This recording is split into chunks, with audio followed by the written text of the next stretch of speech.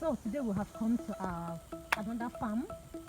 This one is Plantain Plantation. You can see our Plantain Plantation, and they're all neat, and the spacing is equal.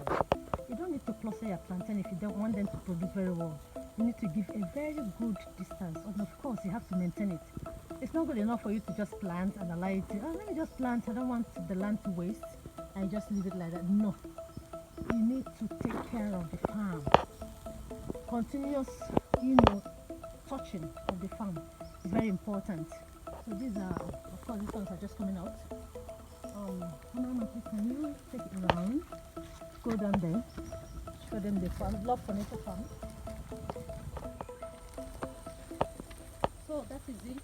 You see the dividends of agriculture. You have seen the spacing because you need a place, a walkway. All right, so you've seen this. That is the reason you don't need to allow your farm to waste at all. You don't need it. Utilize every space, it will pay. Okay, so that is it. In case you need a good sucker for your plantation, just feel very, very free to call on us on 080 305 11773. Bye. Keep watching.